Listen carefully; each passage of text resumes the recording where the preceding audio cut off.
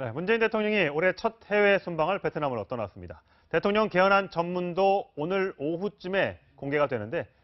네, 그럼 취재 기자 연결해서 자세한 내용 들어보겠습니다. 강지혜 기자. 네, 청와대 춘추관에 나와 있습니다. 네, 그런데 청와대가 개헌안을 발의하기로 한 날이 다음 주 월요일인데 그럼 문 대통령이 해외에 나가 있을 동안 발의되는 겁니까? 네, 그렇습니다. 우선 문재인 대통령 순방 일정부터 설명드리면 오늘부터 사흘 동안 베트남 하노이 그리고 27일까지 아랍에미리트를 방문하면서 경제협력 방안을 논의할 예정입니다. 26일은 문 대통령이 바라카 원전을 방문하는 날인데 이날 전자결제로 개헌안을 발의합니다. 대통령 개헌안 전문은 오늘 오후 4시 국회와 언론에 배포됩니다. 원래 발의하는 날 전문을 공개할 예정이었는데 나흘 앞당겨진 겁니다. 이에 대해 청와대 관계자는 당과 국회에 강력한 요청이 있었다고 설명했습니다. 대통령 개헌안은 앞으로 법제처 심사와 국무회의 심의 의결을 거쳐 대통령 결재를 받게 됩니다. 네, 한 3분 뒤일 것 같은데 11시에 이제 조국 민정수석이 이제 마지막으로 이 개헌안 3차 발표를 하는데 그 내용도 좀 소개를 해주시죠. 네, 오늘 발표에서 주목되는 부분은 권력 구조를 어떻게 개편할 것인가 이런 부분입니다. 우선 정부 형태는 대통령 4년 1차 연임제가 될 것으로 보입니다. 문 대통령의 다음 대통령부터 적용되고 재선에 성공하면 한 번만 더 연임할 수 있는 제도입니다. 헌법에 있던 국가원수라는 표현은 삭제했습니다.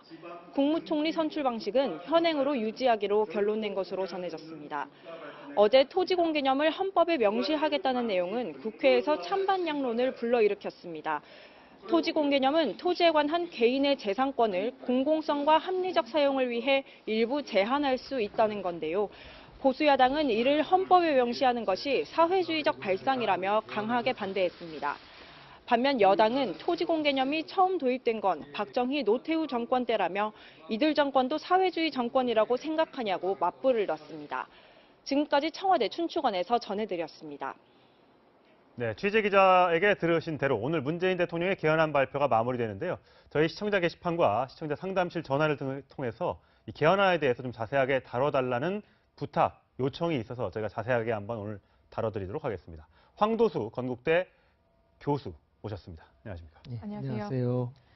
네, 이제 잠시 후 조국 수석이 권력 구조 개편에 대해서 발표를 하는데 일단 4년 연임제, 그러니까 현재 대통령이 연임하는 것은 허용하되 다음 선거 때 만약에 낙마하면 더 이상 할 수 없도록 하는 법안이잖아요. 네, 그렇습니다. 네, 이 부분에 대해서는 좀 어떻게 평가하시는지요? 네. 지금 4년 연임제나 또 5년 단임제나 일단 그 정부의 수반을 대통령 혼자 이제 책임지는 그런 스타일이기 때문에 네. 큰 차이는 없다고 보는 거죠. 네.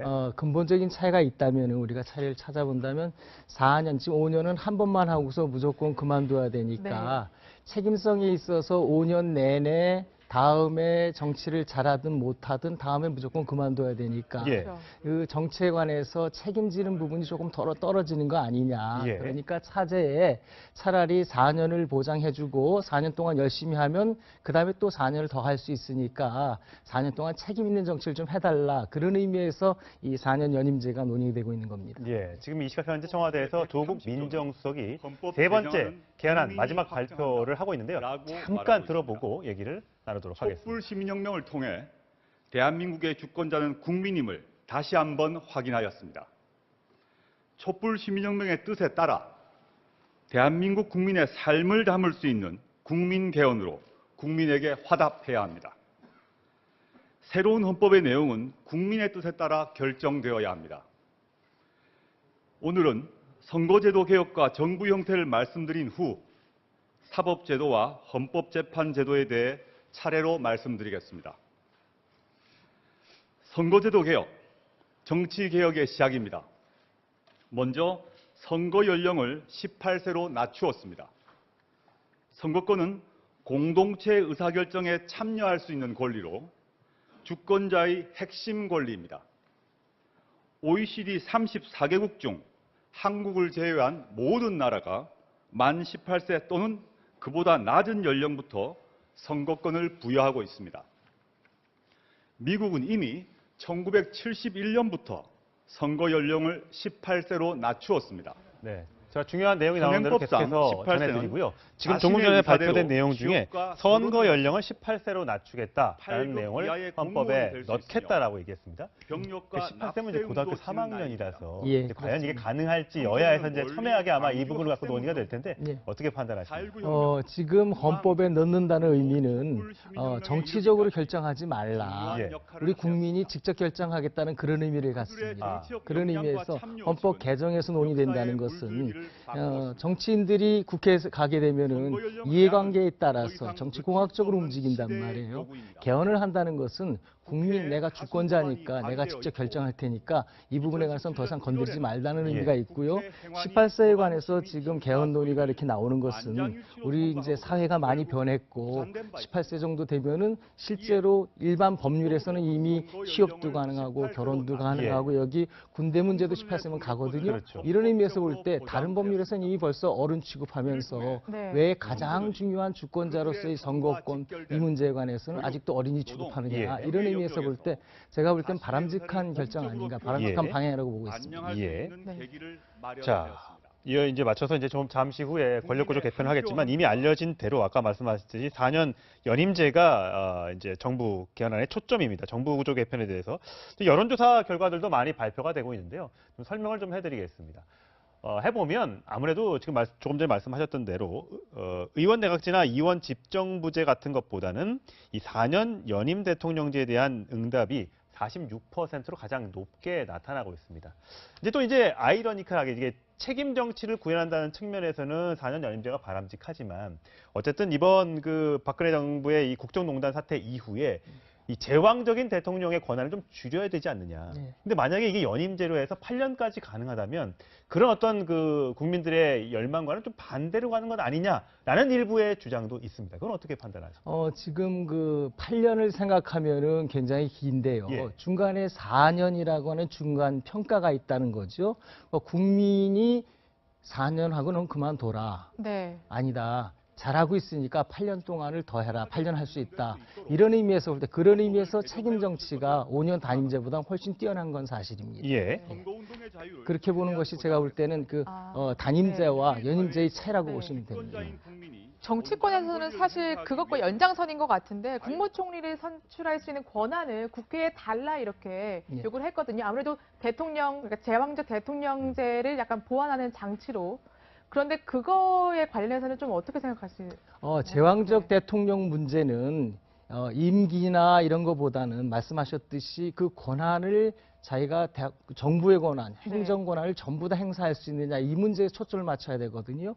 지금 현재 정치권 논의라든지 일반적인 논의가 그럼 대통령의 그 대권이라는 것을 큰 거를 나누면 되지 않느냐. 나누니까 한쪽에서는 대통령, 예. 또 한쪽에서는 총리가 나누는 것이 가장 중요하지 않겠느냐 이런 의미에서 지금 이원 정부제 논의가 지금 되고 있는데요. 네. 대통령의 권한을 나누는 방법은 그렇게 둘로 나누는 방법이 있고 또 하나는 네. 정부 내에서 대통령은 혼자 주도권을 행사하면서 국정 운영의 최고 책임지를 지도록 하면서 네. 다 나머지 정책 방향과 상관없이 법 집행과 관련된 것들은 다 독립시키는 방안이 있다고요. 네. 감사원 독립 등이 그런 내용. 그렇습니다. 예. 우리나라 같은 경우에 내무부에 있었던 중앙 선거관리를 지금 중앙선거관리위원회로 완전히 헌법적으로 독립시켰지 그렇죠. 않습니까? 예. 감사원도 독립시켰고 그러면은 다른 행정기관들도 독립될 수 있다는 걸 뜻하거든요. 예. 그런 방식으로 특히 미국의 같은 경우는 독립행정위원회가 많다고요. 예. 대통령이 그 위원장만 임명하고 임명 인사권은 별개의 문제이고 예.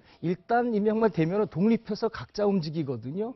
우리 이것뿐만 아니라 독일의 기본법을 봐도 그쪽에도 수많은 행정기관들이 다 독립적으로 움직일 수 있는 헌법 조항들을 많이 두고 있거든요. 예. 우리가 지금 이 시점에 논의해야 될 것은 총리와 대통령의 관계를 논의하기보다는 오히려 행정부 내에서의 행정권한을 어떻게 분산시킬 예. 것인가 이거 논의가 훨씬 더 바람직하지 않는가 이렇게 예. 봅니다. 지금 조국 교수가 조금 발표한 내용을 조금 정리해드리자면 이 먼저 대통령 우월적 지위에 대한 우려 해소 차원에서 대통령의 국가 원수로서의 지위를 삭제하고요. 특별 사면을 단행할 때도 사면위원회 심사를 반드시 거치도록 하고요. 헌법재판소장을 임명할 때는 이게 임명을 대통령이 하는 게 아니라 헌법재판관 중에서 호선으로 하는 것을 개정해서 대통령의 인사권을 축소하고 국무총리의 권한, 국무총리를 이제 추천해서 받는 건 아니지만 권한을 강화해서 대통령의 명을 받아 이 문구를 삭제를 해서 국무총리가 책임지고 행정각부를 통할하도록 했다. 저는 몰랐는데 대통령이 명을 받아 국무총리가 일을 한다. 이런 게 헌법에 있었군요. 예. 이러한 문구가 언제 들어가냐면은 그 5.16 혁명 이후 또 유신헌법 때 이게 들어간다고요. 네. 외국 같은 경우에 보면은 장관의 지위를 자기 소관 업무에 관해서 독자적으로 책임지고 자기가 독자적으로 결정할 수 있도록 해놓거든요. 우리나라는 지금 헌법 조항이 장관이 대통령을 보좌하고 이렇게 돼 있습니다. 예, 예. 총리도 역시 마찬가지로 보좌하고 돼 있는데 거기에 더해서 대통령의 명을 받아까지 집어넣었단 말이에요. 네. 이와 같은 것은 제가 볼 때 아까 말씀드렸듯이 대통령과 장관의 관계에서 독립성을 보장하는 것, 이것이 훨씬 더 중요하다고 보는 겁니다. 예. 일단 여론조사, 오늘 발표된 여론조사도 있는데 대통령이 개헌안을 직접 발의한 것에 대해 물론 국회를 통과해야 되는 게 있습니다만 오늘 리얼미터 조사에서는 현재 대통령 개헌안 발의에 대해서 찬성한다는 의견이 59%, 반대한다는 의견이 28% 정도로 나타났습니다. 공정하게 그거 수치만 말씀을 드리도록 하겠습니다. 네. 자, 오늘은 이제 3차 발표였고요. 어제 2차 발표 중에 굉장히 논란이 된 개념이 하나 있습니다. 예. 토지 공개념 개념인데 조국 민정수석과 그다음에 야당의 반응도 함께 묶어서 들어보시겠습니다. 한정된 자원인 토지에 대한 투기로 말미암은 사회적 불평등 심화 문제를 해소해야 합니다. 토지 공개념 내용을 헌법에 분명히 하였습니다. 이 정권의 방향이 대한민국의 정체성인 자유민주주의와 시장경제가 아니라 사회주의에 맞춰져 있음을 재확인시켜주는 충격적인 내용이 아닐 수 없습니다. 야권에서는 이 개념이 거의 사회주의적 개념이다 이렇게 주장을 하고 있는데 토지 공개념이라는 게 도대체 뭡니까? 교수님? 토지 공개념은 지금 이렇게 말씀하시듯이 사회주의다 이렇게 표현하면은 그건 안 되고요. 네. 왜 그러냐면 우리나라의 국가의 기본 질서가 사회 국가주의예요. 우리가 지금 국민들이 네. 조금 많이 착각하고 좀 어려워하는 개념인데 네. 우리 헌법의 기본 질서가 자유민주주의냐 네. 또 사회주의냐 사회국가주의냐 이렇게 말할 때 헌법재판소도 결정문에서 누차 언급했듯이 사회국가주의예요. 그러니까 사회자만 근본적인 차이가 있는 게 근본적으로 사람들이 같이 살아가면서 이게 재산 분배의 문제가 생기거든요. 예. 같이 살고 열심히 예. 일했으니까 그 분배하는 방식이 논리적으로 두 가지 방법인데 하나는 개인들이 자유롭게 거래하는 방식이에요. 거래하게 되면 물건이 왔다 갔다 하니까 그렇죠. 분배가 이루어지지 않습니까? 또 하나는 국가가 국가 이름으로 일방적으로 결정해서 나눠주는 방식이라고요. 군주제 보면 군주 일방적으로 나누지 않습니까? 그렇게 일방적으로 나누는 방식이 세 가지인데 하나는 군주제, 귀족제, 또 하나가 민주제라고. 예. 민주적으로도 해도 일방적으로 나누게 돼요. 우리가 모두 뭐 남자만 군대 간다든지 또 의료보험 한다든지 이런 게 다 일방적으로 결정하는 거거든요. 마찬가지로 이 두 가지 방식이 있는데 지금 사회주의는 뭐 하자는 거냐면 이렇게 자유주의, 개인적 거래는 이건 허용 안 하겠다. 오로지 우리는 민주적으로만 다 결정하겠다. 예. 공산주의가 이런 방식이죠. 그걸 사회주의라고 그러고요. 네. 자유주의는 우리 민주적인 거 하지 말자. 국가는 가만히 있어라. 우리끼리 야경만 다, 보라. 예. 오로지 자유롭게 거래하는 것만 인정하겠다. 이게 이제 소위 말하는 이제 우리가 말하는 자유민주주의인데 예. 솔직히 말해서 그 실적 내용은 근대 국가에서 했던 자유방임주의죠.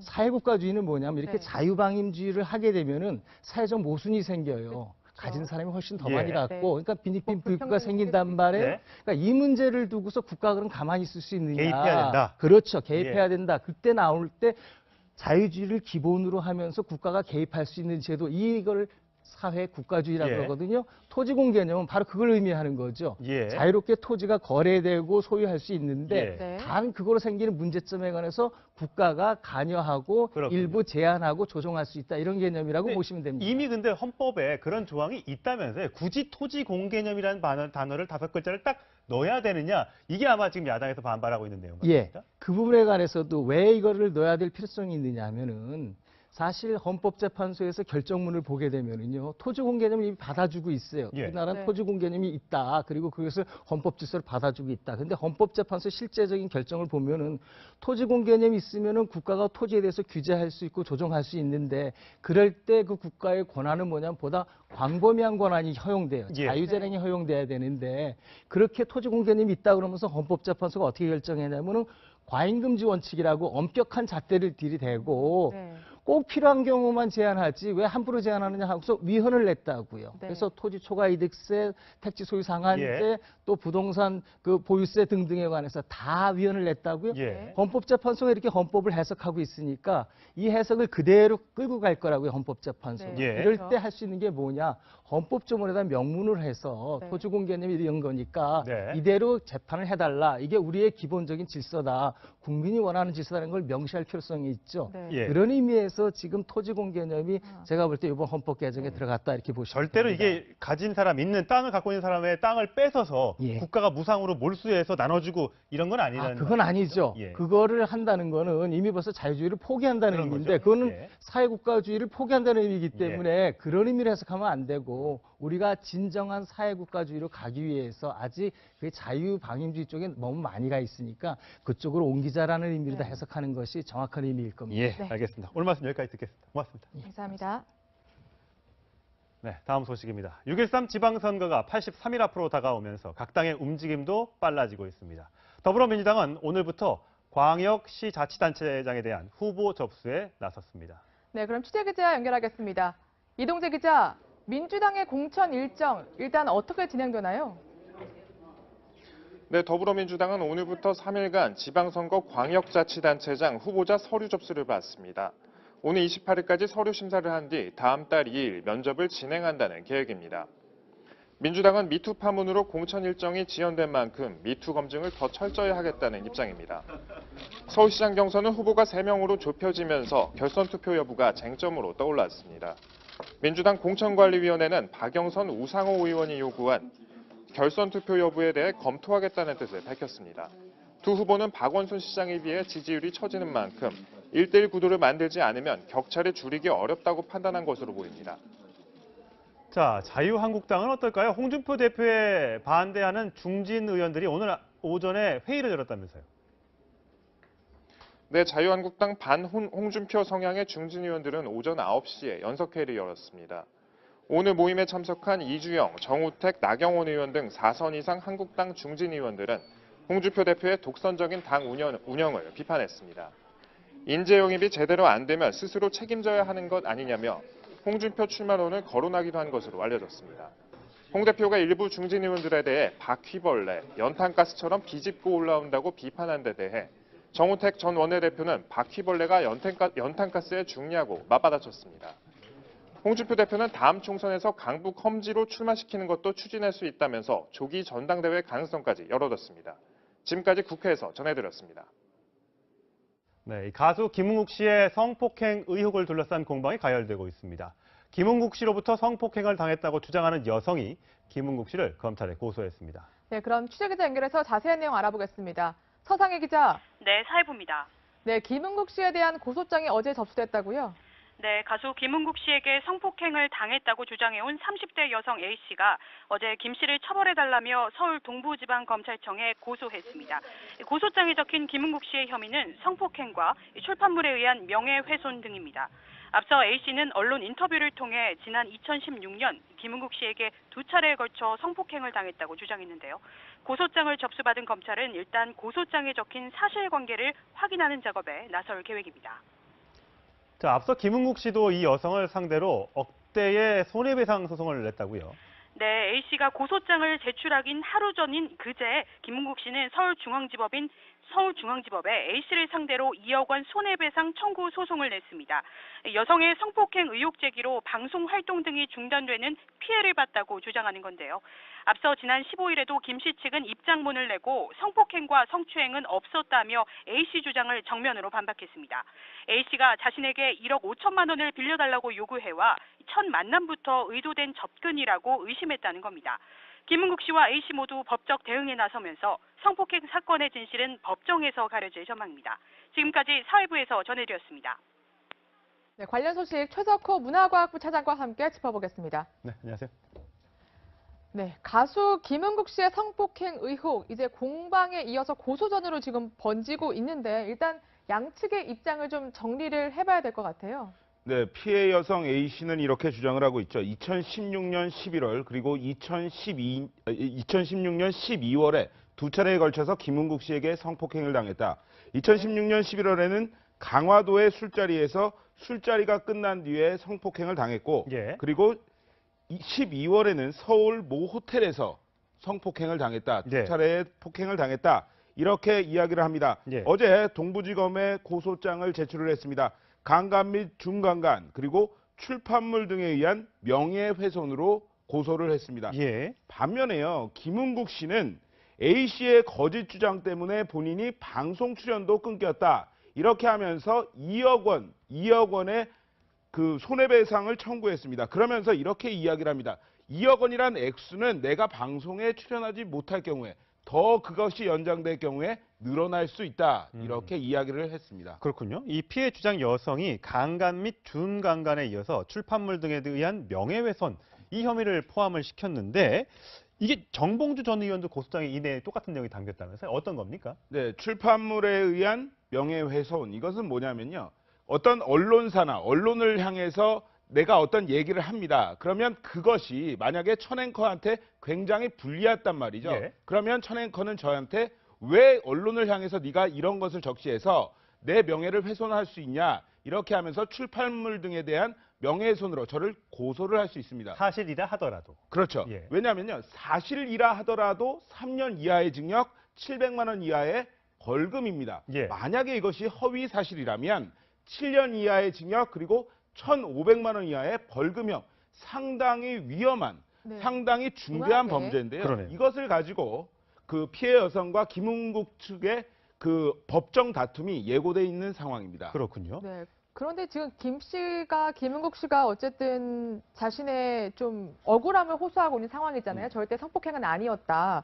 그런데 손해배상 청구만 하고 오히려 뭐 명예훼손이라든가 뭐 무고라든가 이런 걸로는 형사 고소하지 않았거든요. 뭐 다른 이유가 있는 겁니까? 네, 처음에는 무고를 하겠다 이렇게 고소를 하겠다 이렇게 얘기를 네. 했었죠. 그런데 왜 아직 안 하냐라고 했을 때 이렇게 대답을 합니다. 아직 피해 여성이라고 주장하는 A 씨가 나를 고소하지 않았기 때문에 아직 무고죄로는 하지 않고 손해배상 청구만 했다. 예. 이렇게 얘기를 했는데요. 예. 어제 고소장을 접수를 했습니다. 그렇죠. 피해 여성 예. A 씨가. 예. 네. 하지만 김은국 씨 측 말을 바꿨습니다. 이렇게 이야기를 합니다.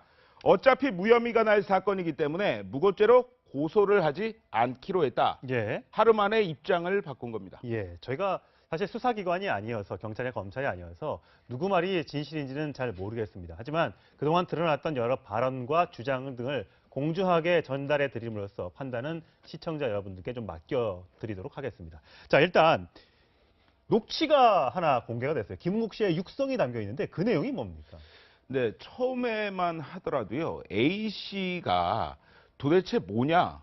왜 의도적으로 접근을 한 것 아니냐? 김은국 씨 또한 이것을 공식 입장을 밝혔고요. 예. 김은국 씨의 지인이라고 하는 사람들이 나와서 언론을 향해서 그래서 출판물 등에 대한 명예훼손이 성립이 되는 건데 언론 등에 나와서 이렇게 얘기를 합니다. A 씨는 의도적으로 접근을 했고 예. 그 직업까지 속인 여성이다. 네. 직업을 속였다. 그렇죠. 예. 그 직업이 미대 교수라고 했는데 알고 보니까 보험 설계사였다. 예. 이겁니다. 직업을 속이면서까지 접근을 해서 김은국 씨에게 돈을 요구했다. 네. 이러한 이야기들을 언론 인터뷰에서 합니다. 예. 그러면서 A 씨가 완전히 이제 여론에서도 저 여성은 뭐지? 이렇게 좀 돌아서는 분위기였어요. 여론이 그러니까 김은국 씨에게 유리하게 돌아섰다. 그렇습니다. 그랬는데 그저께죠. 예. 바로 이 여성이 김은국 씨와 나눈 대화 내용이 담긴 녹음 파일을 공개를 했습니다. 예. 어떤 내용이죠? 이 녹음 파일에는 이렇게 돼 있습니다.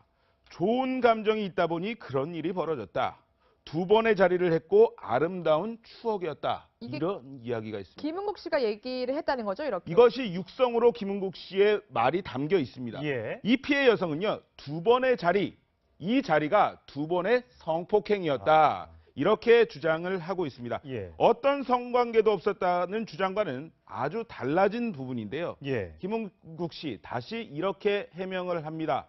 말할 가치조차 없는 것이다. 그러니까 이게 김국 씨의 입장이 이제 좀 달라졌다는 느낌을 이제 시청자 여러분들이 가지실 것 같아요. 저희가 공식 입장 이제 그래픽을 준비했는데 15일만 하더라도 뭐 추행은 없었고 당연히 관계도 없었다. 뭐 따로 잤다 이렇게 얘기를 하고요. 근데 그 다음에 이제 녹취를 공개했을 때는 좋은 감정이 있다 보니 그런 일이 벌어져. 뭐 해석은 시청자 여러분들께 맡기고요. 아름다운 촉으로 남기자. 이렇게 이제 육성이 공개되니까 그 이후에는 다시 반박 가치 없다.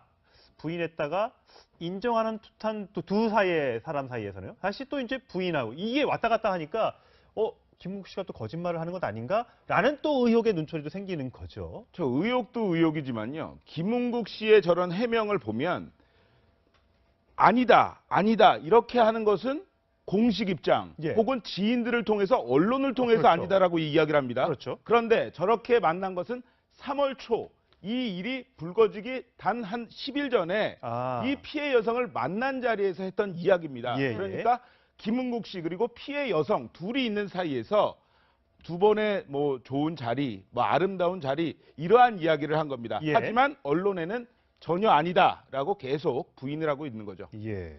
네, 일단 지금 검찰로 넘어갔고 또 법원으로 넘어갔으니까 그 수사 결과 그리고 재판 결과를 좀 지켜봐야 될 것 예. 같습니다. 네, 정봉주 전 의원 얘기를 해봐야 될 것 같은데 현재 또 성추행 의혹으로 지금 받고 있잖아요. 그런데 오늘 경찰 조사를 받는데 고소인 신분이라더라고요. 근데 피해자 신분이 아니라 고소인 신분 왜 그런 겁니까? 네, 정봉주 전 의원이 먼저 언론사를 상대로 고소를 했습니다. 지난 13일이었는데요. 예. 성추행 사건을 첫 보도한 언론사를 향해서 이것도 똑같은 혐의입니다. 출판물 등에 의한 명예훼손.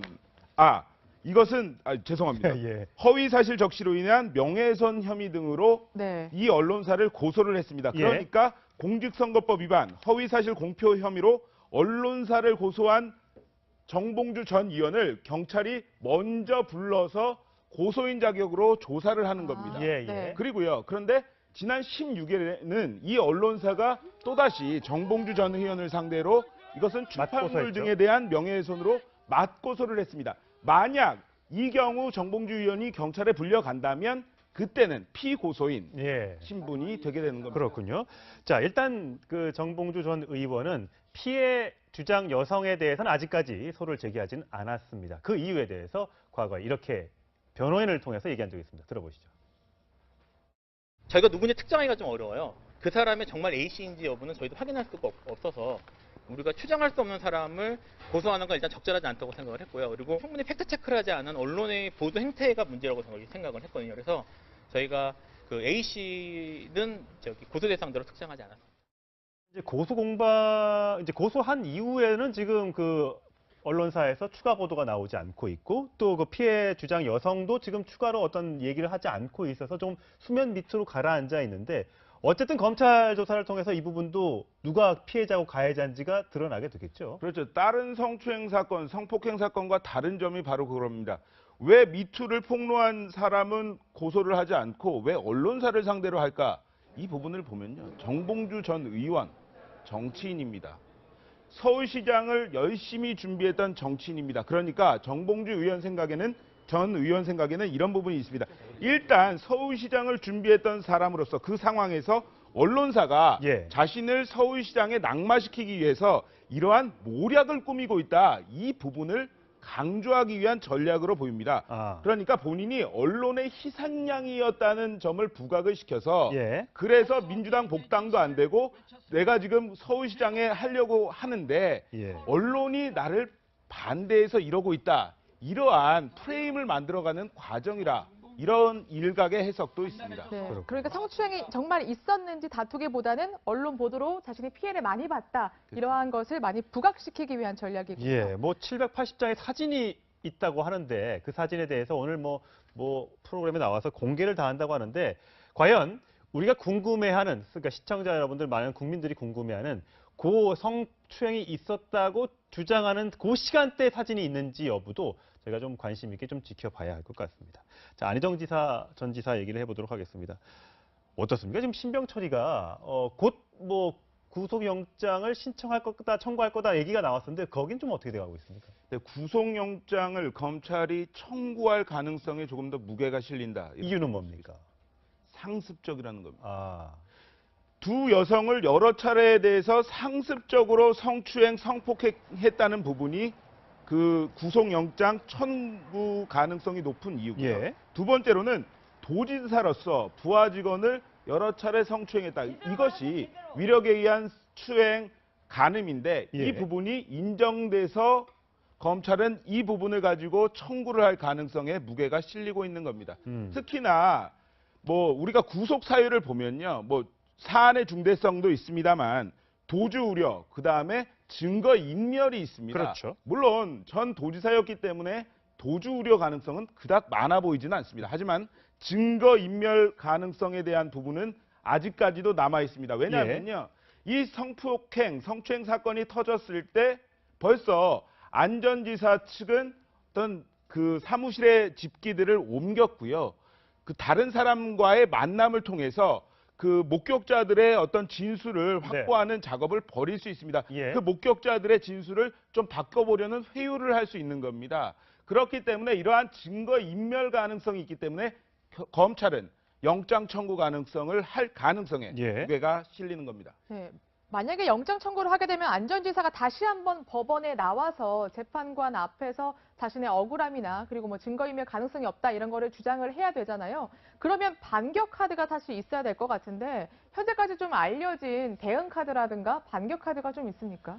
사실 보면요, 영장을 청구한 다음에는 영장 실질 심사를 합니다. 그렇죠. 네. 근데 그 영장 실질 심사 과정에서는 뭐 내가 이런 증거가 있으니까 내가 무죄다 이렇게 말하기는 사실 쉽지 않습니다. 시간도 정해져 있고요. 네. 그렇기 때문에 이제 법적 다툼에 가서 이제 할 것으로 보이는데 네. 안전지사가 가장 중요하게 생각하는 부분은 그 성관계에 강압이 없었고 여성들과 합의하에 이루어졌다. 이 부분을 강조를 할 거거든요. 네. 그렇기 때문에 여성들과 함께 찍었던 사진이 있거나 여성들과 주고받았던 문자 메시지, SNS 글 이런 부분들이 안전지사에게는 상당히 유리한 증거가 될 수 있기 때문에 이러한 부분들을 모으는데 지금 변호사들과 상당한 의견 조율을 하고 있는 것으로 알려졌습니다. 근데 뭐 언론에서 보면 같이 찍은 사진이 있고 다정하게 보이는 사진 등이 있다. 그걸 제출을 할 거다, 할 예정이다, 했다라는 얘기들이 나오지 않습니까? 근데 만약에 두 사람이 다정하게 찍은 사진이 있다고 해서 그게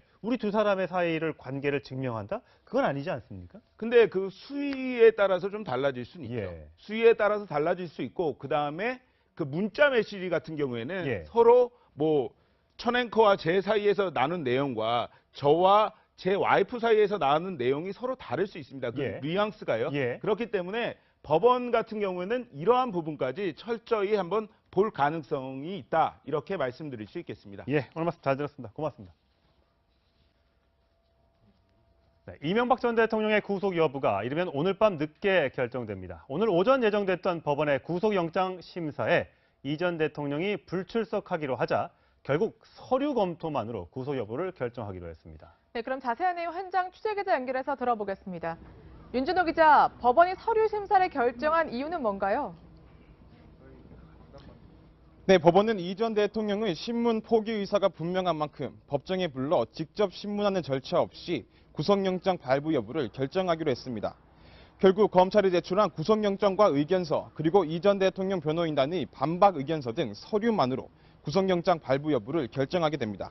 이 전 대통령의 구속 여부는 이르면 오늘 밤 늦게 또는 내일 새벽 결정됩니다. 자, 법원은 이미 서류 심사에 착수했다고 하는데요. 이 전 대통령은 구속 여부가 결정될 때까지 어디에서 대기하게 됩니까?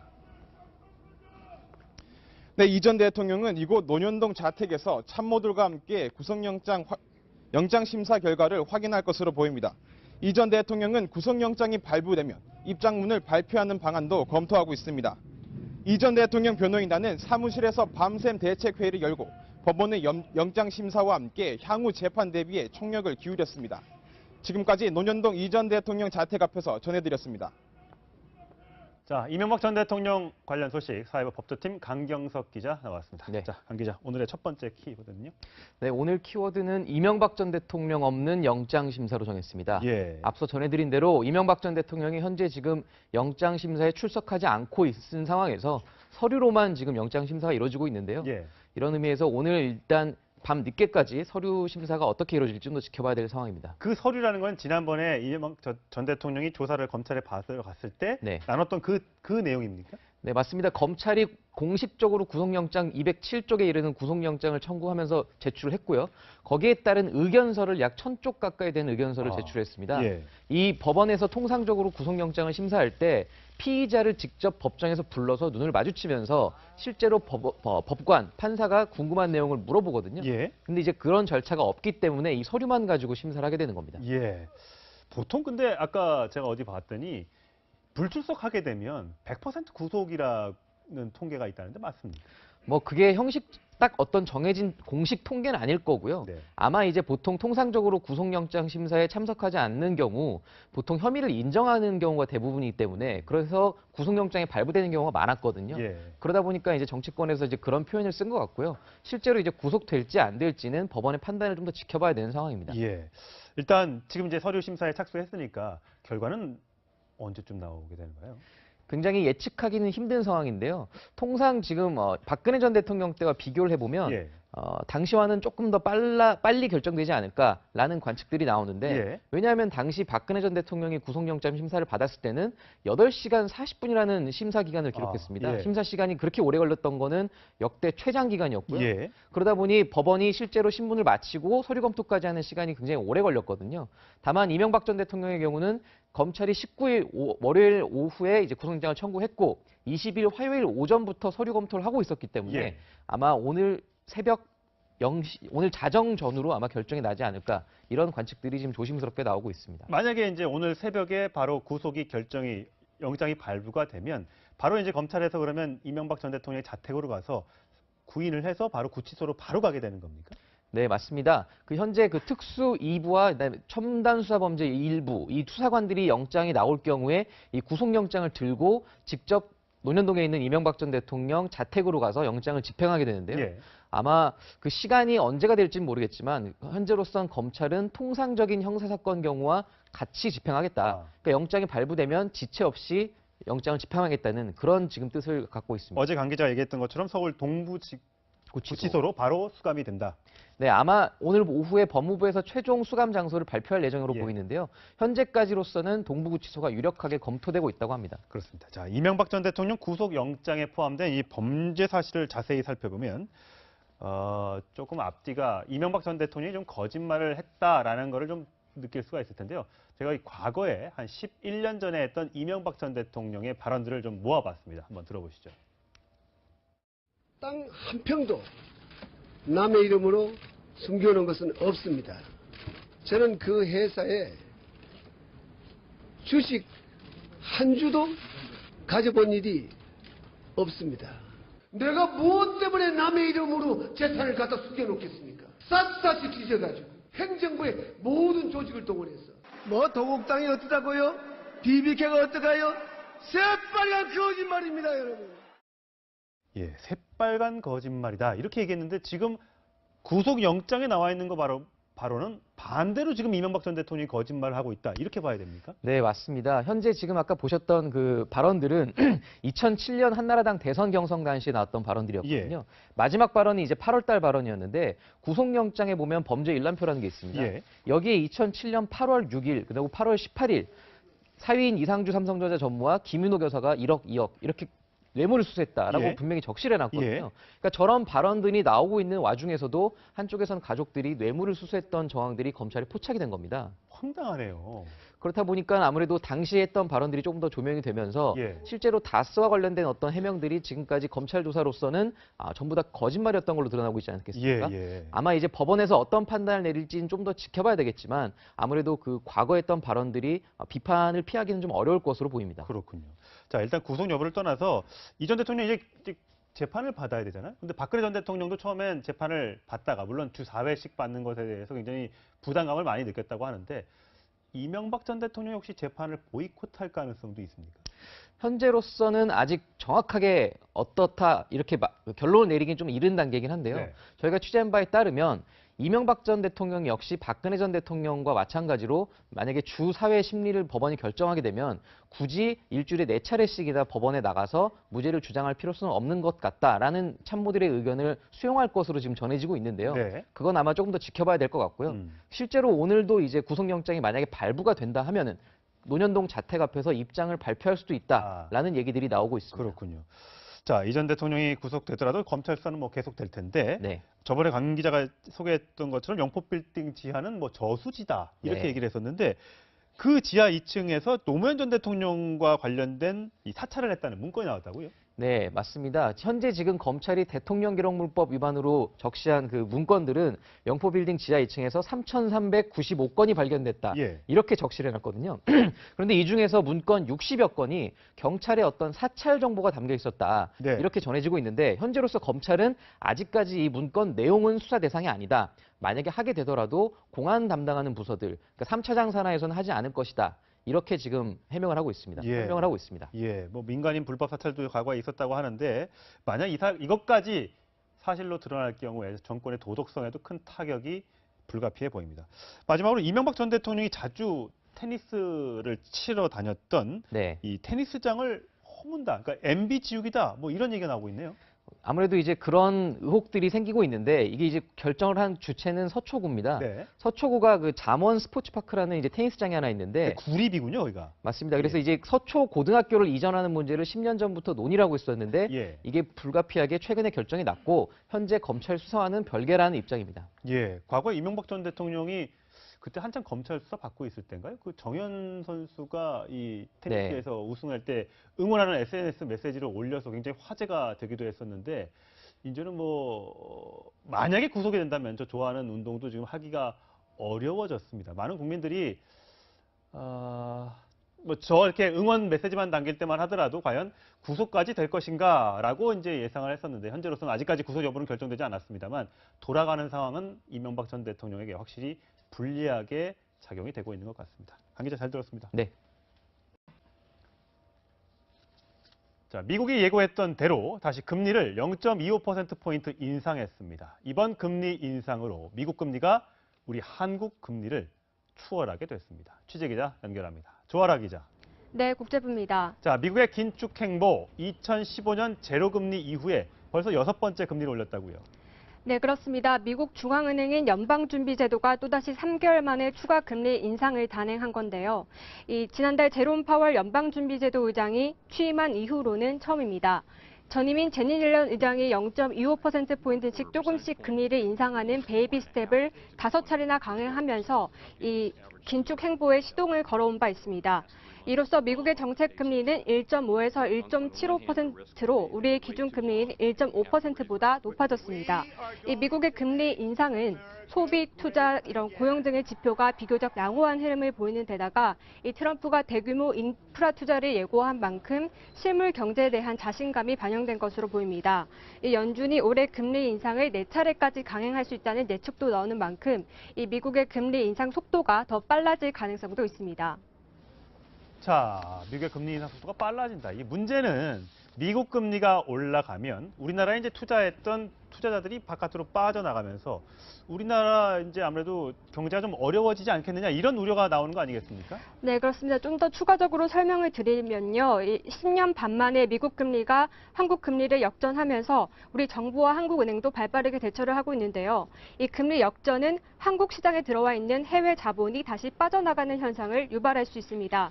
이 미국의 저금리를 피해서 상대적으로 금리가 좀 더 높은 한국을 찾아왔던 투자자들이 더 이상 국내 금융시장에 머물 이유를 찾지 못하기 때문입니다. 이렇게 외화 자본이 급격하게 빠져나가는 것을 막기 위해서 한국은행이 금리 인상을 단행할 가능성도 있습니다. 이주열 한국은행 총재는 오늘 출근길에서 이 국내 시장에 영향을 미칠 가능성은 없다고 전망을 했지만 오늘 대책회의를 열었습니다. 이 한국은행이 이르면 상반기에 금리 인상을 단행할 수도 있다는 전망도 속속 나오고 있습니다. 지금까지 국제부에서 전해드렸습니다.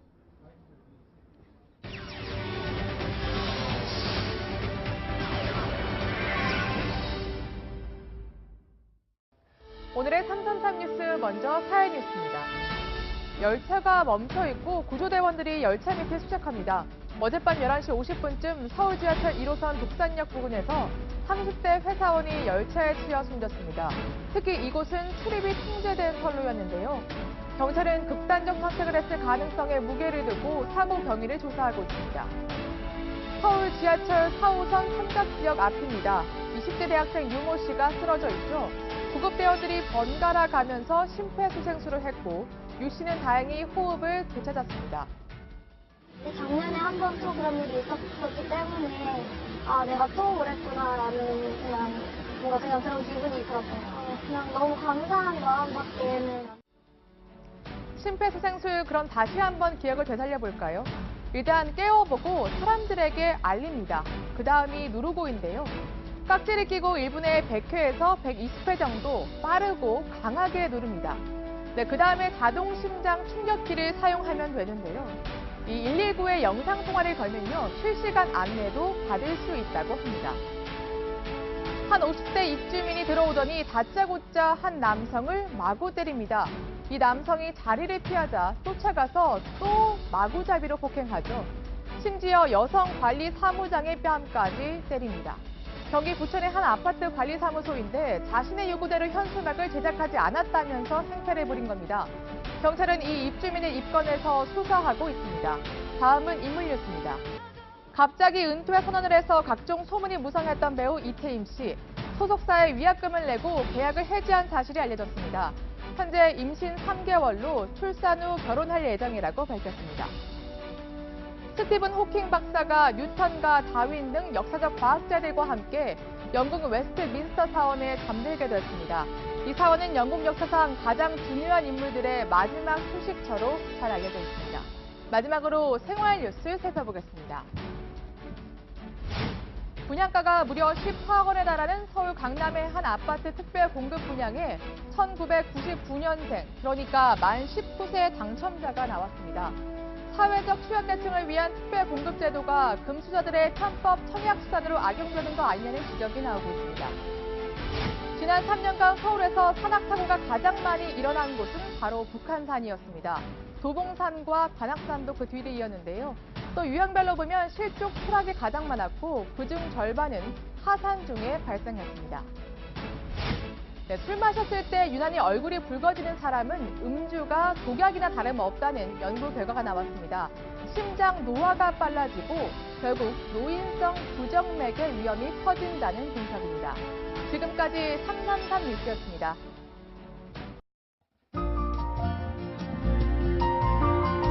봄을 시샘하는 요란한 눈과 비가 그치고 다시 날씨가 안정을 되찾았습니다. 지금 이 사진을 보시면 전남 산수유 마을의 모습인데요. 하얀 눈이 내리면서 봄꽃과 또 묘한 대조를 이루고 있는 모습이죠. 두 계절이 공존하고 있습니다.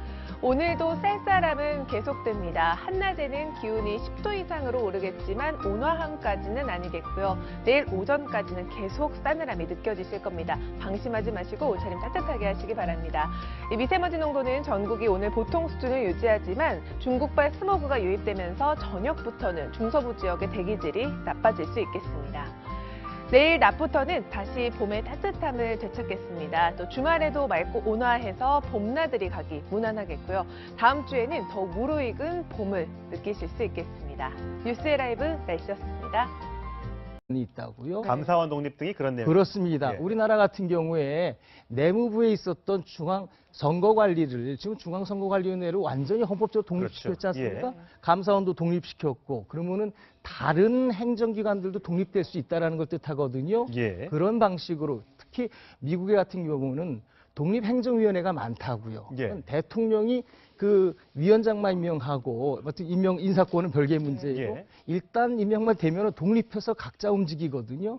우리 이것뿐만 아니라 독일의 기본법을 봐도 그쪽에도 수많은 행정기관들이 다 독립적으로 움직일 수 있는 헌법 조항들을 많이 두고 있거든요. 예. 우리가 지금 이 시점에 논의해야 될 것은 총리와 대통령의 관계를 논의하기보다는 오히려 행정부 내에서의 행정권한을 어떻게 분산할 예. 수 있을 것인가. 이건 논의가 훨씬 더 바람직하지 않는가 이렇게 봅니다. 지금 조국 교수가 조금 발표한 내용을 조금 정리해드리자면 먼저 대통령 우월적 지위에 대한 우려 해소 차원에서 대통령의 국가 원수로서의 지위를 삭제하고요. 특별 사면을 단행할 때도 사면위원회 심사를 반드시 거치도록 하고요. 헌법재판소장을 임명할 때는 이게 임명을 대통령이 하는 게 아니라 헌법재판관 중에서 호선으로 하는 것으로 개정해서 대통령의 인사권을 축소하고 국무총리의 권한, 국무총리를 이제 추천해서 받는 건 아니지만 권한을 강화해서 대통령의 명을 받아 이 문구를 삭제를 해서 국무총리가 책임지고 행정각부를 통할하도록 했다. 저는 몰랐는데 대통령이 명을 받아 국무총리가 일을 한다. 이런 게 헌법에 있었군요. 네. 이러한 문구가 언제 들어가냐면은 그 5.16 혁명 이후 또 유신헌법 때 이게 들어간다고요. 외국 같은 경우에 보면은 장관의 지위를 자기 소관 업무에 관해서 독자적으로 책임지고 자기가 독자로 결정할 수 있도록 해놓거든요. 우리나라는 지금 헌법 조항이 장관이 대통령을 보좌하고 이렇게 돼 있습니다. 총리도 역시 마찬가지로 보좌하고 돼 있는데 거기에 더해서 대통령의 명을 받아까지 집어넣었단 말이에요. 이와 같은 것은 제가 볼 때 아까 말씀드렸듯이 대통령과 장관의 관계에서 독립성을 보장하는 것, 이것이 훨씬 더 중요하다고 보는 겁니다. 일단 여론조사, 오늘 발표된 여론조사도 있는데 대통령이 개헌안을 직접 발의한 것에 대해서 물론 국회를 통과해야 되는 게 있습니다만 오늘 리얼미터 조사에서는 현재 대통령 개헌안 발의에 대해서 찬성한다는 의견이 59%, 반대한다는 의견이 28% 정도로 나타났습니다. 공정하게 그 수치만 말씀을 드리도록 하겠습니다. 자, 오늘은 이제 3차 발표였고요. 어제 2차 발표 중에 굉장히 논란이 된 개념이 하나 있습니다. 토지 공개념 개념인데 조국 민정수석과 그다음에 야당의 반응도 함께 묶어서 들어보시겠습니다. 한정된 자원인 토지에 대한 투기로 말미암은 사회적 불평등 심화 문제를 해소해야 합니다. 토지 공개념 내용을 헌법에 분명히 하였습니다. 이 정권의 방향이 대한민국의 정체성인 자유민주주의와 시장경제가 아니라 사회주의에 맞춰져 있음을 재확인시켜주는 충격적인 내용이 아닐 수 없습니다. 야권에서는 이 개념이 거의 사회주의적 개념이다 이렇게 주장을 하고 있는데 토지 공개념이라는 게 도대체 뭡니까? 토지 공개념은 지금 이렇게 말씀하시듯이 사회주의다 이렇게 표현하면은 그건 안 되고요. 왜 그러냐면 우리나라의 국가의 기본 질서가 사회 국가주의예요. 우리가 지금 국민들이 조금 많이 착각하고 좀 어려워하는 개념인데 우리 헌법의 기본 질서가 자유민주주의냐 또 사회주의냐 사회국가주의냐 이렇게 말할 때 헌법재판소도 결정문에서 누차 언급했듯이 사회국가주의예요.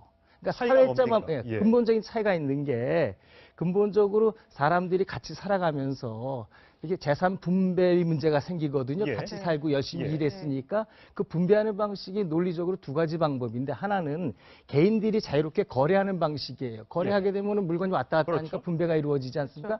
또 하나는 국가가 국가 이름으로 일방적으로 결정해서 나눠주는 방식이라고요. 군주제 보면 군주 일방적으로 나누지 않습니까? 그렇게 일방적으로 나누는 방식이 세 가지인데 하나는 군주제, 귀족제, 또 하나가 민주제라고. 민주적으로 다 해도 일방적으로 나누게 돼요. 우리가 모두 뭐 남자만 군대 간다든지 또 의료보험 한다든지 이런 게 다 일방적으로 결정하는 거거든요.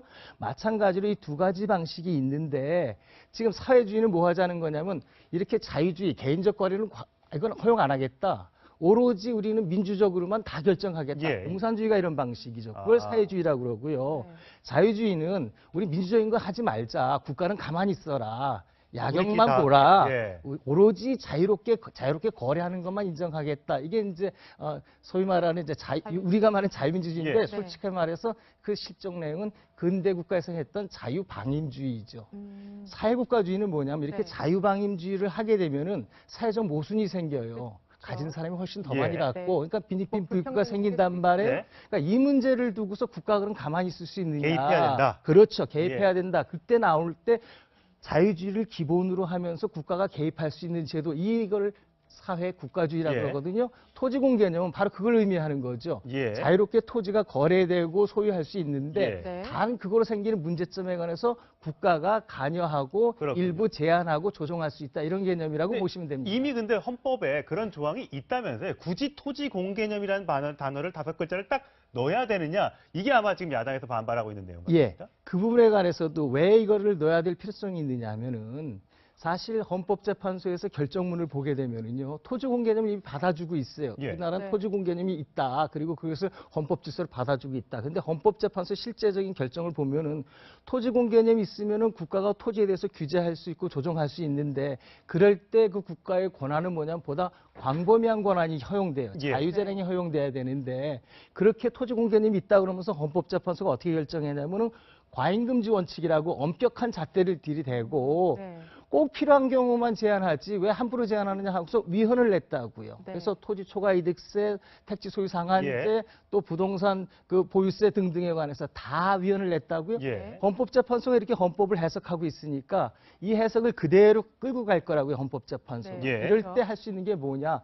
헌법조문에다 명문을 해서 네. 토지공개념이 이런 거니까 네. 이대로 재판을 해달라. 이게 우리의 기본적인 질서다. 국민이 원하는 질서라는 걸 명시할 필요성이 있죠. 네. 예. 그런 의미에서 지금 토지공개념이 제가 볼 때 이번 헌법 개정에 들어갔다 이렇게 보시면 절대로 됩니다. 이게 가진 사람, 있는 땅을 갖고 있는 사람의 땅을 뺏어서 예. 국가가 무상으로 몰수해서 나눠주고 이런 건 아니라는 그건 아니죠. 예. 그거를 한다는 거는 이미 벌써 자유주의를 포기한다는 그런 의미인데 거죠. 그거는 예. 사회국가주의를 포기한다는 의미이기 때문에 그런 의미로 해석하면 안 되고 우리가 진정한 사회국가주의로 가기 위해서 아직 그 자유방임주의 쪽에 너무 많이 가 있으니까 그쪽으로 옮기자라는 의미로 다 해석하는 것이 정확한 의미일 겁니다. 예, 네. 알겠습니다. 오늘 말씀 여기까지 듣겠습니다. 고맙습니다. 감사합니다.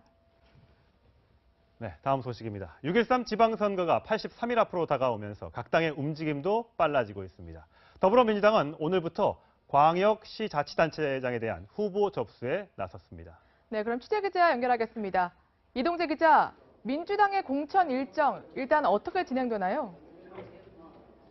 네, 더불어민주당은 오늘부터 3일간 지방선거 광역자치단체장 후보자 서류 접수를 받습니다. 오늘 28일까지 서류 심사를 한 뒤 다음 달 2일 면접을 진행한다는 계획입니다. 민주당은 미투 파문으로 공천 일정이 지연된 만큼 미투 검증을 더 철저히 하겠다는 입장입니다. 서울시장 경선은 후보가 3명으로 좁혀지면서 결선 투표 여부가 쟁점으로 떠올랐습니다. 민주당 공천관리위원회는 박영선 우상호 의원이 요구한 결선 투표 여부에 대해 검토하겠다는 뜻을 밝혔습니다. 두 후보는 박원순 시장에 비해 지지율이 처지는 만큼 1대1 구도를 만들지 않으면 격차를 줄이기 어렵다고 판단한 것으로 보입니다. 자, 자유한국당은 어떨까요? 홍준표 대표에 반대하는 중진 의원들이 오늘 오전에 회의를 열었다면서요. 네, 자유한국당 홍준표 성향의 중진 의원들은 오전 조사를 검찰에 받으러 갔을 때 네. 나눴던 그 내용입니까? 네, 맞습니다. 검찰이 공식적으로 구속영장 207쪽에 이르는 구속영장을 청구하면서 제출했고요. 거기에 따른 의견서를 약 1000쪽 가까이 되는 의견서를 제출했습니다. 예. 이 법원에서 통상적으로 구속영장을 심사할 때 피의자를 직접 법정에서 불러서 눈을 마주치면서 실제로 법관, 판사가 궁금한 내용을 물어보거든요. 예. 근데 이제 그런 절차가 없기 때문에 이 서류만 가지고 심사를 하게 되는 겁니다. 예. 보통 근데 아까 제가 어디 봤더니 불출석하게 되면 100% 구속이라는 통계가 있다는데 맞습니까? 뭐 그게 형식 딱 어떤 정해진 공식 통계는 아닐 거고요. 네. 아마 이제 보통 통상적으로 구속영장 심사에 참석하지 않는 경우 보통 혐의를 인정하는 경우가 대부분이기 때문에 그래서 구속영장이 발부되는 경우가 많았거든요. 예. 그러다 보니까 이제 정치권에서 이제 그런 표현을 쓴 것 같고요. 실제로 이제 구속될지 안 될지는 법원의 판단을 좀 더 지켜봐야 되는 상황입니다. 예. 일단 지금 이제 서류 심사에 착수했으니까 결과는 언제쯤 나오게 되는 거예요? 굉장히 예측하기는 힘든 상황인데요. 통상 지금 박근혜 전 대통령 때와 비교를 해보면 예. 당시와는 조금 더 빨리 결정되지 않을까라는 관측들이 나오는데 예. 왜냐하면 당시 박근혜 전 대통령이 구속영장 심사를 받았을 때는 8시간 40분이라는 심사 기간을 기록했습니다. 예. 심사 시간이 그렇게 오래 걸렸던 거는 역대 최장 기간이었고요. 예. 그러다 보니 법원이 실제로 신문을 마치고 서류 검토까지 하는 시간이 굉장히 오래 걸렸거든요. 다만 이명박 전 대통령의 경우는 검찰이 19일 월요일 오후에 이제 구속영장을 청구했고 20일 화요일 오전부터 서류 검토를 하고 있었기 때문에 예. 아마 오늘 새벽 0시, 오늘 자정 전후로 아마 결정이 나지 않을까 이런 관측들이 지금 조심스럽게 나오고 있습니다. 만약에 이제 오늘 새벽에 바로 구속이 영장이 발부가 되면 바로 이제 검찰에서 그러면 이명박 전 대통령의 자택으로 가서 구인을 해서 바로 구치소로 바로 가게 되는 겁니까? 네, 맞습니다. 현재 특수 2부와 그다음에 첨단 수사 범죄 1부 이 수사관들이 영장이 나올 경우에 이 구속영장을 들고 직접 논현동에 있는 이명박 전 대통령 자택으로 가서 영장을 집행하게 되는데요. 예. 아마 그 시간이 언제가 될지는 모르겠지만 현재로선 검찰은 통상적인 형사사건 경우와 같이 집행하겠다. 그러니까 영장이 발부되면 지체 없이 영장을 집행하겠다는 그런 지금 뜻을 갖고 있습니다. 어제 강 기자가 얘기했던 것처럼 서울 동부 구치소로 바로 수감이 된다. 네, 아마 오늘 오후에 법무부에서 최종 수감 장소를 발표할 예정으로 보이는데요. 현재까지로서는 동부구치소가 유력하게 검토되고 있다고 합니다. 그렇습니다. 자, 이명박 전 대통령 구속영장에 포함된 이 범죄 사실을 자세히 살펴보면 조금 앞뒤가 이명박 전 대통령이 좀 거짓말을 했다라는 거를 좀 느낄 수가 있을 텐데요. 제가 이 과거에 한 11년 전에 했던 이명박 전 대통령의 발언들을 좀 모아봤습니다. 한번 들어보시죠. 땅 한 평도 남의 이름으로 숨겨놓은 것은 없습니다. 저는 그 회사에 주식 한 주도 가져본 일이 없습니다. 내가 무엇 때문에 남의 이름으로 재산을 갖다 숨겨놓겠습니까? 샅샅이 뒤져가지고 행정부의 모든 조직을 동원해서 뭐 도곡당이 어떠다고요? BBK가 어떠가요? 새빨간 거짓말입니다, 여러분. 예, 새빨간 거짓말이다. 이렇게 얘기했는데 지금 구속영장에 나와 있는 거 바로는 반대로 지금 이명박 전 대통령이 거짓말을 하고 있다. 이렇게 봐야 됩니까? 네, 맞습니다. 현재 지금 아까 보셨던 그 발언들은 2007년 한나라당 대선 경선 당시에 나왔던 발언들이었거든요. 마지막 발언이 이제 8월 달 발언이었는데 구속영장에 보면 범죄 일람표라는 게 있습니다. 여기에 2007년 8월 6일 그리고 8월 18일 사위인 이상주 삼성전자 전무와 김윤호 교사가 1억, 2억 이렇게 뇌물을 수수했다라고 분명히 적시해놨거든요. 그러니까 저런 발언들이 나오고 있는 와중에서도 한쪽에서는 가족들이 뇌물을 수수했던 정황들이 검찰에 포착이 된 겁니다. 황당하네요. 그렇다 보니까 아무래도 당시에 했던 발언들이 조금 더 조명이 되면서 실제로 다스와 관련된 어떤 해명들이 지금까지 검찰 조사로서는 전부 다 거짓말이었던 걸로 드러나고 있지 않겠습니까? 아마 이제 법원에서 어떤 판단을 내릴지는 좀 더 지켜봐야 되겠지만 아무래도 그 과거에 했던 발언들이 비판을 피하기는 좀 어려울 것으로 보입니다. 그렇군요.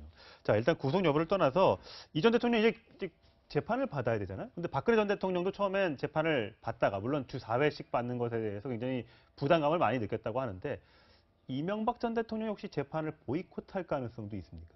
현재로서는 아직 정확하게 어떻다 이렇게 결론을 내리긴 좀 이른 단계이긴 한데요. 저희가 취재한 바에 따르면 이명박 전 대통령 역시 박근혜 전 대통령과 마찬가지로 만약에 주 4회 심리를 법원이 결정하게 되면 굳이 일주일에 4차례씩이나 법원에 나가서 무죄를 주장할 필요성은 없는 것 같다라는 참모들의 의견을 수용할 것으로 지금 전해지고 있는데요.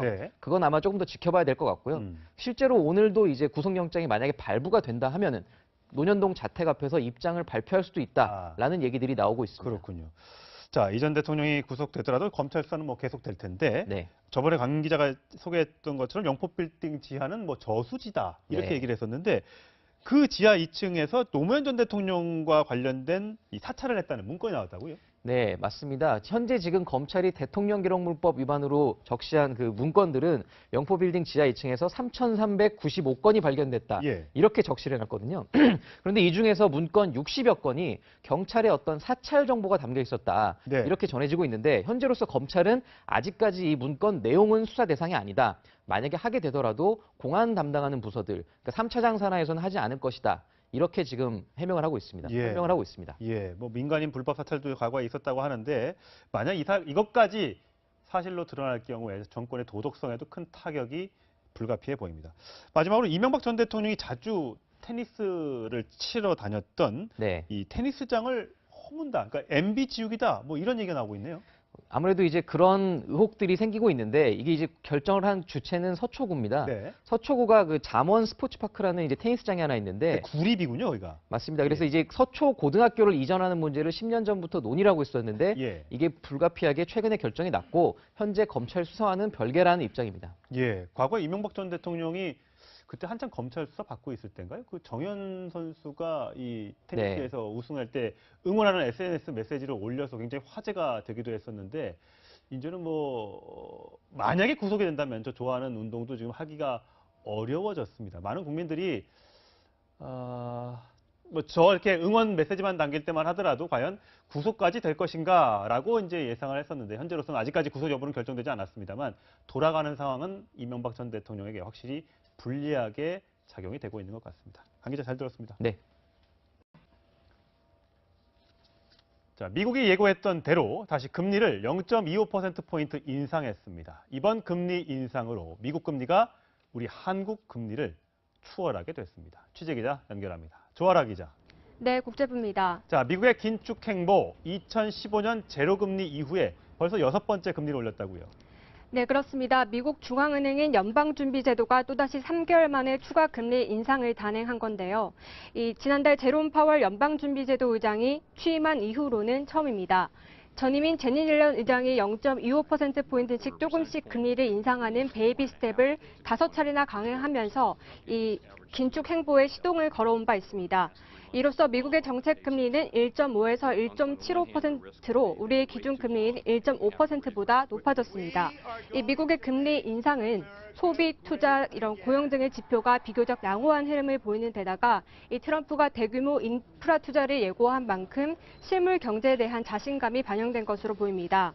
이 연준이 올해 금리 인상을 4차례까지 강행할 수 있다는 예측도 나오는 만큼 이 미국의 금리 인상 속도가 더 빨라질 가능성도 있습니다.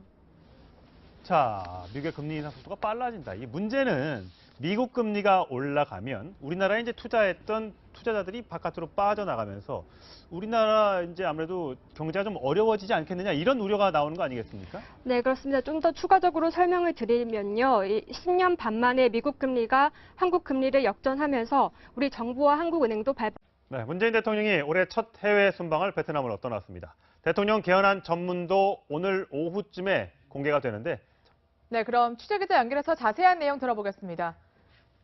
강지혜 기자. 네, 청와대 춘추관에 나와 있습니다. 네, 그런데 청와대가 개헌안을 발의하기로 한 날이 다음 주 월요일인데 그럼 문 대통령이 해외에 나가 있을 동안 발의되는 겁니까?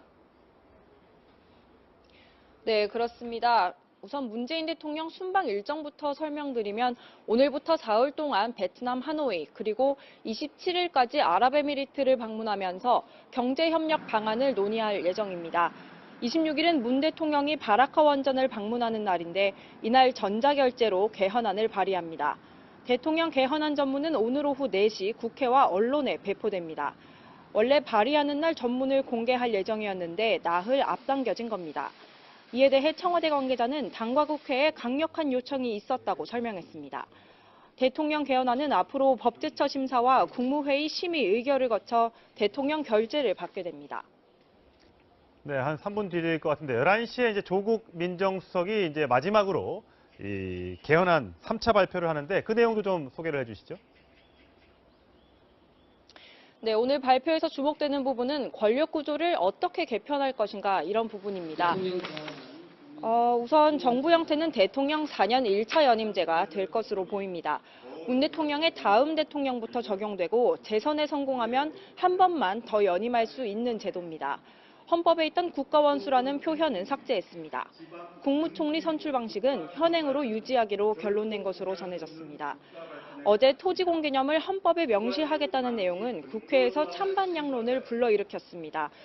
토지공 개념은 토지에 관한 개인의 재산권을 공공성과 합리적 사용을 위해 일부 제한할 수 있다는 건데요. 보수야당은 이를 헌법에 명시하는 것이 사회주의적 발상이라며 강하게 반대했습니다. 반면 여당은 토지공 개념이 처음 도입된 건 박정희, 노태우 정권 때라며 이들 정권도 사회주의 정권이라고 생각하냐고 맞불을 놨습니다. 지금까지 청와대 춘추관에서 전해드렸습니다. 네, 취재기자에게 들으신 대로 오늘 문재인 대통령의 개헌안 발표가 마무리되는데요. 저희 시청자 게시판과 시청자 상담실 전화를 통해서 이 개헌안에 대해서 좀 자세하게 다뤄달라는 부탁, 요청이 있어서 저희가 자세하게 한번 오늘 다뤄드리도록 하겠습니다. 황도수 건국대 교수 오셨습니다. 안녕하십니까? 네, 안녕하세요. 안녕하세요.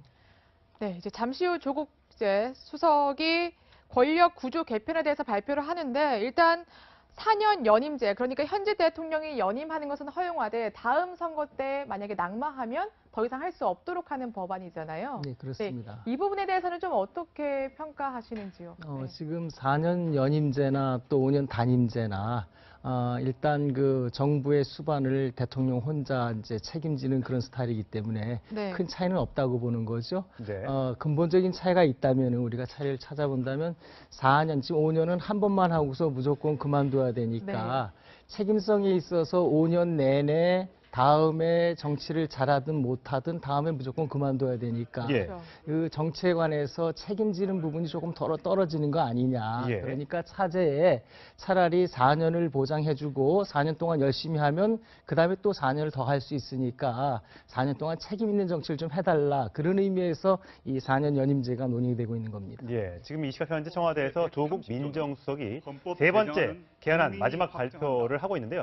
잠깐 들어보고 얘기를 나누도록 하겠습니다. 촛불 시민혁명을 통해 대한민국의 주권자는 국민임을 다시 한번 확인하였습니다.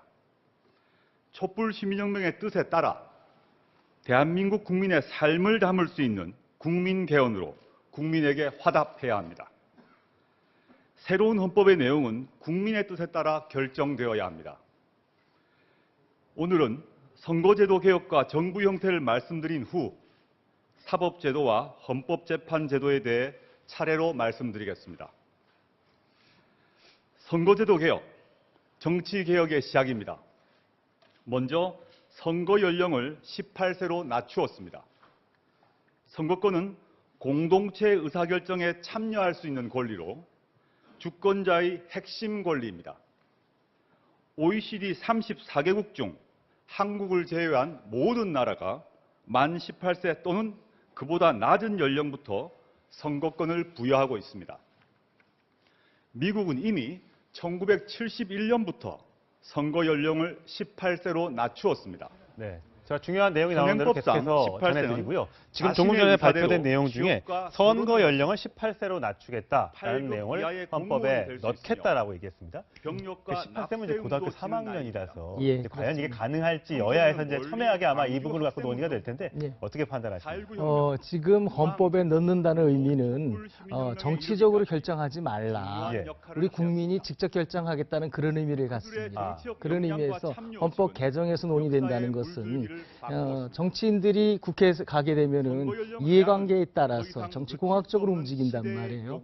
개헌을 한다는 것은 국민, 내가 주권자니까 내가 직접 결정할 테니까 이 부분에 관해서는 더 이상 건드리지 말라는 의미가 있고요. 18세에 관해서 지금 개헌 논의가 이렇게 나오는 것은 우리 이제 사회가 많이 변했고 18세 정도 되면은 실제로 일반 법률에서는 이미 취업도 가능하고 결혼도 가능하고 여기 군대 문제도 18세면 가거든요. 이런 의미에서 볼 때 다른 법률에서는 이미 벌써 어른 취급하면서 왜 가장 중요한 주권자로서의 선거권 이 문제에 관해서는 아직도 어린이 취급하느냐 이런 의미에서 볼 때 제가 볼 땐 바람직한 결정 아닌가, 바람직한 방향이라고 보고 있습니다. 예.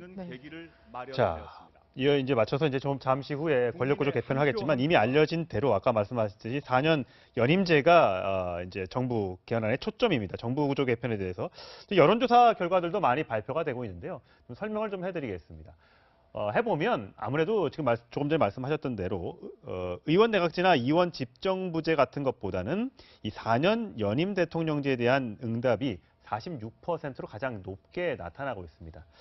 이제 아이러니컬하게 이게 책임 정치를 구현한다는 측면에서는 4년 연임제가 바람직하지만 어쨌든 이번 그 박근혜 정부의 이 국정농단 사태 이후에 이 제왕적인 대통령의 권한을 좀 줄여야 되지 않느냐.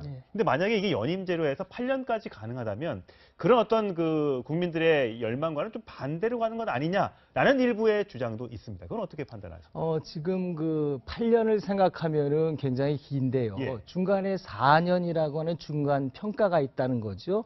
국민이 4년 하고는 그만둬라. 네. 아니다. 잘하고 있으니까 8년 동안을 더 해라. 8년 할 수 있다. 이런 의미에서 볼 때 그런 의미에서 책임 정치가 5년 단임제보다 훨씬 뛰어난 건 사실입니다. 그렇게 보는 것이 제가 볼 때는 그 단임제와 연임제의 차이라고 보시면 됩니다. 정치권에서는 사실 그것과 연장선인 것 같은데 국무총리를 선출할 수 있는 권한을 국회에 달라 이렇게 요구를 했거든요. 아무래도 대통령, 그러니까 제왕적 대통령제를 약간 보완하는 장치로. 그런데 그거에 관련해서는 좀 어떻게 생각하세요? 제왕적 대통령 문제는 임기나 이런 것보다는 말씀하셨듯이 그 권한을 자기가 정부의 권한, 행정 권한을 전부 다 행사할 수 있느냐 이 문제에 초점을 맞춰야 되거든요. 지금 현재 정치권 논의라든지 일반적인 논의가 그럼 대통령의 그 대권이라는 것을 큰 거를 나누면 되지 않느냐. 나누니까 한쪽에서는 대통령 또 한쪽에서는 총리가 나누는 것이 가장 중요하지 않겠느냐 이런 의미에서 지금 이원 정부제 논의가 지금 되고 있는데요. 대통령의 권한을 나누는 방법은 그렇게 둘로 나누는 방법이 있고 또 하나는 정부 내에서 대통령은 혼자 주도권을 행사하면서 국정 운영의 최고 책임지를 지도록 하면서 다 나머지 정책 방향과 상관없이 법 집행과 관련된 것들은 다 독립시키는 방향입니다. 오전 9시에 연석회의를 열었습니다. 오늘 모임에 참석한 이주영, 정우택, 나경원 의원 등 4선 이상 한국당 중진 의원들은 홍준표 대표의 독선적인 당 운영을 비판했습니다. 인재 영입이 제대로 안 되면 스스로 책임져야 하는 것 아니냐며 홍준표 출마론을 거론하기도 한 것으로 알려졌습니다. 홍 대표가 일부 중진 의원들에 대해 바퀴벌레, 연탄가스처럼 비집고 올라온다고 비판한 데 대해 정우택 전 원내대표는 바퀴벌레가 연탄가스에 죽냐고 맞받아쳤습니다. 홍준표 대표는 다음 총선에서 강북 험지로 출마시키는 것도 추진할 수 있다면서 조기 전당대회 가능성까지 열어뒀습니다. 지금까지 국회에서 전해드렸습니다. 네, 가수 김은국 씨의 성폭행 의혹을 둘러싼 공방이 가열되고 있습니다. 김은국 씨로부터 성폭행을 당했다고 주장하는 여성이 김은국 씨를 검찰에 고소했습니다. 네, 그럼 취재기자 연결해서 자세한 내용 알아보겠습니다. 서상희 기자. 네, 사회부입니다. 네, 김은국 씨에 대한 고소장이 어제 접수됐다고요? 네, 가수 김은국 씨에게 성폭행을 당했다고 주장해온 30대 여성 A씨가 어제 김 씨를 처벌해달라며 서울 동부지방검찰청에 고소했습니다. 고소장에 적힌 김은국 씨의 혐의는 성폭행과 출판물에 의한 명예훼손 등입니다. 앞서 A씨는 언론 인터뷰를 통해 지난 2016년 김은국 씨에게 2차례에 걸쳐 성폭행을 당했다고 주장했는데요. 고소장을 접수받은 검찰은 일단 고소장에 적힌 사실관계를 확인하는 작업에 나설 계획입니다. 자, 앞서 김은국 씨도 이 여성을 상대로 억대의 손해배상 소송을 냈다고요? 네, A씨가 고소장을 제출하긴 하루 전인 그제 김은국 씨는 서울중앙지법에 A씨를 상대로 2억 원 손해배상 청구 소송을 냈습니다. 여성의 성폭행 의혹 제기로 방송 활동 등이 중단되는 피해를 봤다고 주장하는 건데요. 앞서 지난 15일에도 김 씨 측은 입장문을 내고 성폭행과 성추행은 없었다며 A씨 주장을 정면으로 반박했습니다. A씨가 자신에게 1억 5천만 원을 빌려달라고 요구해와 첫 만남부터 의도된 접근이라고 의심했다는 겁니다. 김은국 씨와 A씨 모두 법적 대응에 나서면서 성폭행 사건의 진실은 법정에서 가려질 전망입니다. 지금까지 사회부에서 전해드렸습니다. 네, 관련 소식 최석호 문화과학부 차장과 함께 짚어보겠습니다. 네, 안녕하세요. 네, 가수 김은국 씨의 성폭행 의혹 이제 공방에 이어서 고소전으로 지금 번지고 있는데 일단 양측의 입장을 좀 정리를 해봐야 될 것 같아요. 네, 피해 여성 A씨는 이렇게 주장을 하고 있죠. 2016년 11월 그리고 2016년 12월에 2차례에 걸쳐서 김은국 씨에게 성폭행을 당했다. 2016년 11월에는 강화도의 술자리에서 술자리가 끝난 뒤에 성폭행을 당했고 그리고 12월에는 서울 모 호텔에서 성폭행을 당했다. 2차례의 폭행을 당했다. 이렇게 이야기를 합니다. 어제 동부지검에 고소장을 제출을 했습니다. 강간 및 준강간 그리고 출판물 등에 의한 명예훼손으로 고소를 했습니다. 반면에요. 김은국 씨는 A씨의 거짓 주장 때문에 본인이 방송 출연도 끊겼다. 이렇게 하면서 2억 원의 그 손해배상을 청구했습니다. 그러면서 이렇게 이야기를 합니다. 2억 원이란 액수는 내가 방송에 출연하지 못할 경우에 더 그것이 연장될 경우에 늘어날 수 있다. 이렇게 이야기를 했습니다. 그렇군요. 이 피해 주장 여성이 강간 및 준강간에 이어서 출판물 등에 의한 명예훼손 이 혐의를 포함을 시켰는데 이게 정봉주 전 의원도 고소장에 이내 똑같은 내용이 담겼다면서요? 어떤 겁니까? 네, 출판물에 의한 명예훼손 이것은 뭐냐면요. 어떤 언론사나 언론을 향해서 내가 어떤 얘기를 합니다. 그러면 그것이 만약에 천 앵커한테 굉장히 불리했단 말이죠. 그러면 천 앵커는 저한테 왜 언론을 향해서 네가 이런 것을 적시해서 내 명예를 훼손할 수 있냐 이렇게 하면서 출판물 등에 대한 명예훼손으로 저를 고소를 할 수 있습니다. 사실이라 하더라도. 그렇죠. 왜냐하면요. 사실이라 하더라도 3년 이하의 징역 700만 원 이하의 벌금입니다. 만약에 이것이 허위 사실이라면 7년 이하의 징역 그리고 1,500만 원 이하의 벌금형 상당히 위험한 상당히 중대한 범죄인데요. 이것을 가지고 그 피해 여성과 김은국 측의 그 법정 다툼이 예고돼 있는 상황입니다. 그렇군요. 네. 그런데 지금 김은국 씨가 어쨌든 자신의 좀 억울함을 호소하고 있는 상황이잖아요. 절대 성폭행은 아니었다. 그런데 손해배상 청구만 하고 오히려 뭐 명예훼손이라든가 뭐 무고라든가 이런 걸로는 형사 고소하지 않았거든요. 뭐 다른 이유가 있는 겁니까? 네, 처음에는 무고를 하겠다 이렇게 고소를 하겠다 이렇게 얘기를 했었죠. 그런데 왜 아직 안 하냐라고 했을 때 이렇게 대답을 합니다. 아직 피해 여성이라고 주장하는 A씨가 나를 고소하지 않았기 때문에 아직 무고죄로는 하지 않고 손해배상 청구만 했다. 이렇게 얘기를 했는데요. 어제 고소장을 접수를 했습니다. 피해 여성 A씨가. 하지만 김은국 씨 측 말을 바꿨습니다. 이렇게 이야기를 합니다. 어차피 무혐의가 날 사건이기 때문에 무고죄로 고소를 하지 않기로 했다. 예. 하루 만에 입장을 바꾼 겁니다. 예, 저희가 사실 수사기관이 아니어서 경찰이나 검찰이 아니어서 누구 말이 진실인지는 잘 모르겠습니다. 하지만 그동안 드러났던 여러 발언과 주장 등을 공정하게 전달해 드림으로써 판단은 시청자 여러분들께 좀 맡겨드리도록 하겠습니다. 자, 일단 녹취가 하나 공개가 됐어요. 김웅국 씨의 육성이 담겨 있는데 그 내용이 뭡니까? 네, 처음에만 하더라도요. A씨가 도대체 뭐냐? 왜 의도적으로 접근을 한 것 아니냐? 김웅국 씨 또한 이것을 공식 입장을 밝혔고요. 예. 김웅국 씨의 지인이라고 하는 사람들이 나와서 언론을 향해서 그래서 출판물 등에 대한 명예훼손이 성립이 되는 건데 예. 언론 등에 나와서 이렇게 얘기를 합니다. A씨는 의도적으로 접근을 했고 예. 그 직업까지 속인 여성이다. 네. 직업을 속였다. 그렇죠. 예. 그 직업이 미대 교수라고 했는데 알고 보니까 보험 설계사였다. 예. 이겁니다. 직업을 속이면서까지 접근을 해서 김웅국 씨에게 돈을 요구했다. 네. 이러한 이야기들을 언론 인터뷰에서 합니다. 예. 그러면서 A씨가 완전히 이제 여론에서도 저 여성은 뭐지? 이렇게 좀 돌아서는 분위기였어요. 여론이 그러니까 김웅국 씨에게 유리하게 돌아섰다. 그렇습니다. 예. 그랬는데 그저께죠. 예. 바로 이 여성이 김웅국 씨와 나눈 대화 내용이 담긴 녹음 파일을 공개를 했습니다. 예. 어떤 내용이죠? 이 녹음 파일에는 이렇게 돼 있습니다. 좋은 감정이 있다 보니 그런 일이 벌어졌다. 2번의 자리를 했고 아름다운 추억이었다. 이게 이런 이야기가 있습니다. 김웅국 씨가 얘기를 했다는 거죠, 이렇게? 이것이 육성으로 김웅국 씨의 말이 담겨 있습니다. 예. 이 피해 여성은요. 2번의 자리, 이 자리가 2번의 성폭행이었다. 이렇게 주장을 하고 있습니다. 예. 어떤 성관계도 없었다는 주장과는 아주 달라진 부분인데요. 예. 김웅국 씨 다시 이렇게 해명을 합니다. 말할 가치조차 없는 것이다. 그러니까 이게 김웅국 씨의 입장이 이제 좀 달라졌다는 느낌을 이제 시청자 여러분들이 가지실 것 같아요. 저희가 공식 입장 이제 그래픽을 준비했는데 15일만 하더라도 뭐 추행은 없었고 당연히 관계도 없었다. 뭐 따로 잤다 이렇게 얘기를 하고요. 근데 그 다음에 이제 녹취를 공개했을 때는 좋은 감정이 있다 보니 그런 일이 벌어져. 뭐 해석은 시청자 여러분들께 맡기고요. 아름다운 촉으로 남기자. 이렇게 이제 육성이 공개되니까 그 이후에는 다시 반박가치 없다. 부인했다가 인정하는 듯한 두 사이의 사람 사이에서는 다시 또 이제 부인하고 이게 왔다 갔다 하니까 김웅국 씨가 또 거짓말을 하는 것 아닌가? 라는 또 의혹의 눈초리도 생기는 거죠. 저 의혹도 의혹이지만요. 김웅국 씨의 저런 해명을 보면 아니다, 아니다 이렇게 하는 것은 공식 입장 예. 혹은 지인들을 통해서 언론을 통해서 그렇죠. 아니다라고 이야기를 합니다. 그렇죠. 그런데 저렇게 만난 것은 3월 초 이 일이 불거지기 단 한 10일 전에 이 피해 여성을 만난 자리에서 했던 이야기입니다. 예, 그러니까 김웅국 씨 그리고 피해 여성 둘이 있는 사이에서 2번의 뭐 좋은 자리, 뭐 아름다운 자리 이러한 이야기를 한 겁니다. 예. 하지만 언론에는 전혀 아니다라고 계속 부인을 하고 있는 거죠. 예.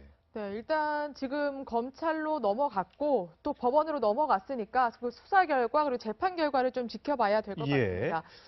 네, 정봉주 전 의원 얘기를 해봐야 될 것 같은데 현재 또 성추행 의혹으로 지금 받고 있잖아요. 그런데 오늘 경찰 조사를 받는데 고소인 신분이라더라고요. 근데 피해자 신분이 아니라 고소인 신분 왜 그런 겁니까? 네, 정봉주 전 의원이 먼저 언론사를 상대로 고소를 했습니다. 지난 13일이었는데요. 예. 성추행 사건을 첫 보도한 언론사를 향해서 이것도 똑같은 혐의입니다. 출판물 등에 의한 명예훼손. 이것은 죄송합니다. 예. 허위사실 적시로 인한 명예훼손 혐의 등으로 네. 이 언론사를 고소를 했습니다. 예. 그러니까 공직선거법 위반, 허위사실 공표 혐의로 언론사를 고소한 정봉주 전 의원을 경찰이 먼저 불러서 고소인 자격으로 조사를 하는 겁니다. 예, 예. 네. 그리고요. 그런데 지난 16일에는 이 언론사가 또다시 정봉주 전 의원을 상대로 이것은 출판물 맞고소했죠. 등에 대한 명예훼손으로 맞고소를 했습니다. 만약 이 경우 정봉주 의원이 경찰에 불려간다면 그때는 피고소인 예. 신분이 되게 되는 겁니다. 그렇군요.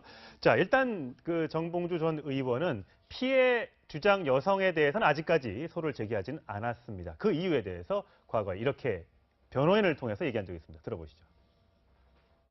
저희가 누군지 특정하기가 좀 어려워요. 그 사람이 정말 A씨인지 여부는 저희도 확인할 수가 없어서 우리가 추정할 수 없는 사람을 고소하는 건 일단 적절하지 않다고 생각을 했고요. 그리고 충분히 팩트 체크를 하지 않은 언론의 보도 행태가 문제라고 생각을 했거든요. 그래서 저희가 그 A씨는 고소 대상자로 특정하지 않았습니다.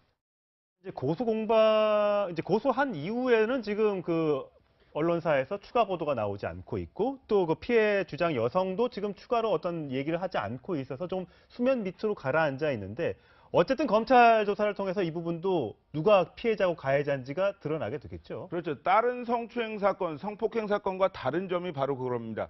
왜 미투를 폭로한 사람은 고소를 하지 않고 왜 언론사를 상대로 할까? 이 부분을 보면요. 정봉주 전 의원, 정치인입니다. 서울시장을 열심히 준비했던 정치인입니다. 그러니까 정봉주 의원 전 의원 생각에는 이런 부분이 있습니다. 일단 서울시장을 준비했던 사람으로서 그 상황에서 언론사가 자신을 서울시장에 낙마시키기 위해서 이러한 모략을 꾸미고 있다. 이 부분을 강조하기 위한 전략으로 보입니다. 그러니까 본인이 언론의 희생양이었다는 점을 부각을 시켜서 그래서 민주당 복당도 안 되고 내가 지금 서울시장에 하려고 하는데 언론이 나를 반대해서 이러고 있다. 이러한 프레임을 만들어가는 과정이라 이런 일각의 해석도 있습니다. 네, 그러니까 성추행이 정말 있었는지 다투기보다는 언론 보도로 자신이 피해를 많이 봤다. 이러한 것을 많이 부각시키기 위한 전략이군요. 예, 뭐 780장의 사진이 있다고 하는데 그 사진에 대해서 오늘 뭐 프로그램에 나와서 공개를 다 한다고 하는데 과연 우리가 궁금해하는, 그러니까 시청자 여러분들 많은 국민들이 궁금해하는 그 성추행이 있었다고 주장하는 그 시간대 사진이 있는지 여부도 저희가 좀 관심 있게 좀 지켜봐야 할 것 같습니다. 자, 안희정 전 지사 얘기를 해보도록 하겠습니다. 어떻습니까? 지금 신병철이가 곧 뭐 구속영장을 신청할 거다, 청구할 거다 얘기가 나왔었는데 거긴 좀 어떻게 돼가고 있습니까? 네, 구속영장을 검찰이 청구할 가능성에 조금 더 무게가 실린다. 이유는 뭡니까? 상습적이라는 겁니다. 두 여성을 여러 차례에 대해서 상습적으로 성추행, 성폭행했다는 부분이 그 구속영장 청구 가능성이 높은 이유고요. 두 번째로는 도지사로서 부하 직원을 여러 차례 성추행했다. 이것이 위력에 의한 추행 간음인데 이 부분이 인정돼서 검찰은 이 부분을 가지고 청구를 할 가능성에 무게가 실리고 있는 겁니다. 특히나 뭐 우리가 구속 사유를 보면요. 뭐 사안의 중대성도 있습니다만 도주 우려, 그다음에 증거 인멸이 있습니다. 그렇죠. 물론 전 도지사였기 때문에 도주 우려 가능성은 그닥 많아 보이지는 않습니다. 하지만 증거 인멸 가능성에 대한 부분은 아직까지도 남아 있습니다. 왜냐하면요. 이 성폭행, 성추행 사건이 터졌을 때 벌써 안 전 지사 측은 어떤 그 사무실의 집기들을 옮겼고요. 그 다른 사람과의 만남을 통해서 그 목격자들의 어떤 진술을 확보하는 작업을 벌일 수 있습니다. 그 목격자들의 진술을 좀 바꿔보려는 회유를 할 수 있는 겁니다. 그렇기 때문에 이러한 증거 인멸 가능성이 있기 때문에 검찰은 영장 청구 가능성을 할 가능성에 무게가 실리는 겁니다. 네. 만약에 영장 청구를 하게 되면 안 전 지사가 다시 한번 법원에 나와서 재판관 앞에서 자신의 억울함이나 그리고 뭐 증거인멸 가능성이 없다 이런 거를 주장을 해야 되잖아요. 그러면 반격 카드가 사실 있어야 될 것 같은데 현재까지 좀 알려진 대응 카드라든가 반격 카드가 좀 있습니까? 사실 보면요. 영장을 청구한 다음에는 영장 실질 심사를 합니다. 그렇죠. 근데 그 영장 실질 심사 과정에서는 뭐 내가 이런 증거가 있으니까 내가 무죄다. 이렇게 말하기는 사실 쉽지 않습니다. 시간도 정해져 있고요. 그렇기 때문에 이제 법적 다툼에 가서 이제 할 것으로 보이는데 안 전 지사가 가장 중요하게 생각하는 부분은 그 성관계에 강압이 없었고 여성들과 합의하에 이루어졌다. 이 부분을 강조를 할 거거든요. 그렇기 때문에 여성들과 함께 찍었던 사진이 있거나 여성들과 주고받았던 문자 메시지, SNS 글 이런 부분들이 안 전 지사에게는 상당히 유리한 증거가 될 수 있기 때문에 이러한 부분들을 모으는데 지금 변호사들과 상당한 의견 조율을 하고 있는 것으로 알려졌습니다. 근데 뭐 언론에서 보면 같이 찍은 사진이 있고 다정하게 보이는 사진 등이 있다. 그걸 제출을 할 거다, 할 예정이다, 했다라는 얘기들이 나오지 않습니까? 근데 만약에 두 사람이 다정하게 찍은 사진이 있다고 해서 그게 우리 두 사람의 사이를 관계를 증명한다? 그건 아니지 않습니까? 근데 그 수위에 따라서 좀 달라질 수는 있죠. 수위에 따라서 달라질 수 있고 그다음에 그 문자 메시지 같은 경우에는 서로 뭐 천 앵커와 제 사이에서 나눈 내용과 저와 제 와이프 사이에서 나오는 내용이 서로 다를 수 있습니다. 그 예. 뉘앙스가요. 예. 그렇기 때문에 법원 같은 경우에는 이러한 부분까지 철저히 한번 볼 가능성이 있다. 이렇게 말씀드릴 수 있겠습니다. 예, 오늘 말씀 잘 들었습니다. 고맙습니다. 네, 이명박 전 대통령의 구속 여부가 이르면 오늘 밤 늦게 결정됩니다. 오늘 오전 예정됐던 법원의 구속영장 심사에 이 전 대통령이 불출석하기로 하자 결국 서류 검토만으로 구속 여부를 결정하기로 했습니다. 네, 그럼 자세한 내용 현장 취재기자 연결해서 들어보겠습니다. 윤준호 기자, 법원이 서류 심사를 결정한 이유는 뭔가요? 네, 법원은 이 전 대통령의 신문 포기 의사가 분명한 만큼 법정에 불러 직접 신문하는 절차 없이 구속영장 발부 여부를 결정하기로 했습니다. 결국 검찰이 제출한 구속영장과 의견서 그리고 이 전 대통령 변호인단의 반박 의견서 등 서류만으로 구속영장 발부 여부를 결정하게 됩니다. 이 전 대통령의 구속 여부는 이르면 오늘 밤 늦게 또는 내일 새벽 결정됩니다. 자, 법원은 이미 서류 심사에 착수했다고 하는데요. 이 전 대통령은 구속 여부가 결정될 때까지 어디에서 대기하게 됩니까? 네, 이 전 대통령은 이곳 논현동 자택에서 참모들과 함께 구속영장 영장 심사 결과를 확인할 것으로 보입니다. 이 전 대통령은 구속영장이 발부되면 입장문을 발표하는 방안도 검토하고 있습니다. 이 전 대통령 변호인단은 사무실에서 밤샘 대책회의를 열고 법원의 영장 심사와 함께 향후 재판 대비에 총력을 기울였습니다. 지금까지 논현동 이 전 대통령 자택 앞에서 전해드렸습니다. 자, 이명박 전 대통령 관련 소식 사회부 법조팀 강경석 기자 나왔습니다. 네. 자, 강 기자, 오늘의 첫 번째 키워드는요? 네, 오늘 키워드는 이명박 전 대통령 없는 영장 심사로 정했습니다. 예. 앞서 전해드린 대로 이명박 전 대통령이 현재 지금 영장 심사에 출석하지 않고 있는 상황에서 서류로만 지금 영장 심사가 이루어지고 있는데요. 예. 이런 의미에서 오늘 일단 밤 늦게까지 서류 심사가 어떻게 이루어질지 좀 더 지켜봐야 될 상황입니다. 그 서류라는 건 지난번에 이명박 전 대통령